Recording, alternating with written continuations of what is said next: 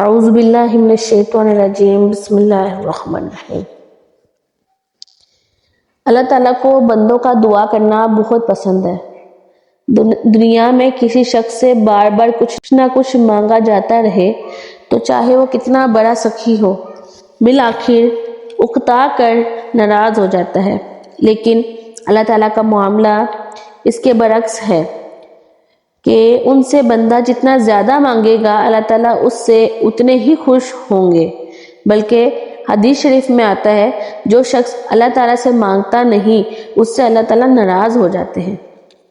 پھر یہی نہیں کہ دعا اپنے مقصد کے حصول کا ذریعہ ہے، بلکہ وہ ایک مستقل عبادت ہے، یعنی دعا خواہ اپنی ذات اور دنیوی مقصد کے لیے مانگی جائے وہ بھی عبادت شمار ہوتی ہے اور اس پر ثواب ملتا ہے، اور جتنی زیادہ دعائیں مانگی جائیں اتنا ہی اللہ تعالیٰ کے ساتھ تعلق میں اضافہ ہوتا ہے۔ یہ ضروری نہیں کہ صرف تنگی اور مشکلات کے وقت ہی دعا مانگی جائے، بلکہ خوشحالی اور مسرتوں کے وقت بھی دعائیں مانگتے رہنا چاہیے۔ حدیث شریف میں آتا ہے کہ جو شخص یہ چاہے کہ مصائب اور تنگیوں کے وقت اس کی دعائیں قبول ہو تو اسے چاہیے کہ خوشحالی کے وقت دعا کی کثرت کرے۔ اللہ تعالیٰ نے قرآن کریم میں وعدہ فرمایا ہے کہ مجھ سے دعا کرو میں قبول کروں گا۔ اللہ تعالیٰ کا یہ وعدہ غلط نہیں ہو سکتا، اس لیے کہ اس یقین کے ساتھ دعا مانگنی چاہیے کہ وہ ضرور قبول کرے گا اور اس کی دعا ضرور قبول ہوگی۔ البتہ قبولیت کی صورتیں مختلف ہوتی ہیں، بعض اوقات وہی چیز مل جاتی ہے جو مانگی گئی تھی، اور بعض اوقات وہ چیز اللہ تعالیٰ کے علم میں بندے کے لیے مناسب یا فائدہ مند نہیں ہوتی، تو اللہ تعالیٰ اس سے زیادہ بہتر اور مفید چیز دنیا یا آخرت میں عطا فرما دیتے ہیں۔ اس طرح ہر دعا کے 3 فائدے ہیں۔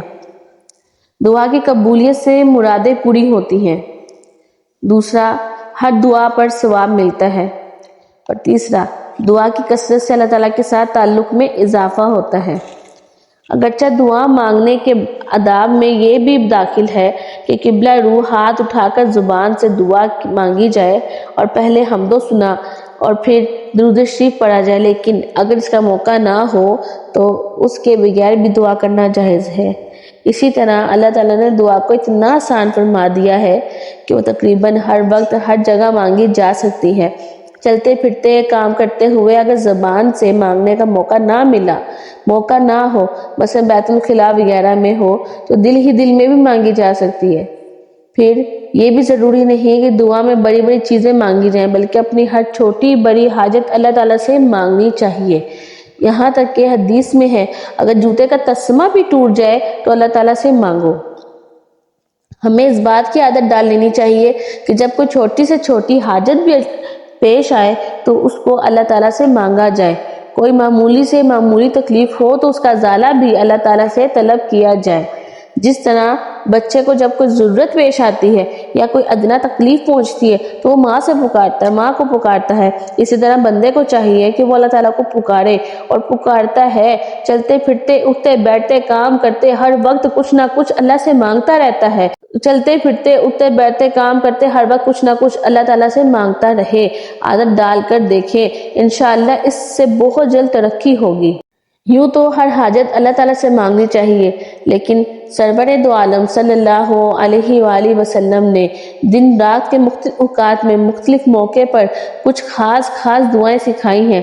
مثلا نیند سے بیدار ہو کر کیا دعا کریں، بیت الخلاء جانے سے پہلے کیا کہیں، وہاں سے باہر نکل کر کیا پڑھیں، وضو کرتے وقت، مسجد میں داخل ہوتے وقت، مسجد سے باہر نکلتے وقت، گھر میں داخل ہوتے وقت، کھانا کھانے سے پہلے، کھانا کھانے کے بعد، اذان سننے کے بعد، کپڑے پہنتے وقت، آئینہ دیکھتے وقت، بستر پر پہنچ کر سونے سے پہلے۔ مختلف مواقع پر شاعر علیہ السلام نے مختلف دعائیں سکھائی ہیں جو ہمارے دین اور دنیا کی تمام ضرورتوں کے لیے انتہائی جامع اور مفید ہیں۔ اگر ہم ساری عمر سوچتے رہیں تب بھی ایسی دعائیں خود سے نہ مانگ سکیں گے جو سرکار عالم صلی اللہ علیہ وآلہ وسلم نے ہمیں سکھا دی۔ ان دعاؤں کے پڑھنے میں نہ کوئی وقت صرف ہوتا ہے اور نہ محنت لگتی ہے، نہ ان کے لیے وضو شرط ہے، نہ ہاتھ اٹھانے کی ضرورت ہے۔ بس اگر ان دعاؤں کا یاد کر لیا جائے تو ذرا سے دھیان کی بات ہے، اور اس معمولی سی توجہ کے نتیجے میں دنیا اور آخرت کے عظیم مقاصد اور فوائد حاصل ہو جاتے ہیں، اور بغیر کسی خاص محنت کے نامہ اعمال میں نیکیوں کے ذخیرے جمع ہو جاتے ہیں۔ لہٰذا ہر مسلمان مرد و عورت کو چاہیے کہ وہ یہ دعائیں ضرور یاد کر لے۔ بہت سی کتابیں ایسی ہیں جن میں یہ دعائیں لکھی ہوئی ہیں۔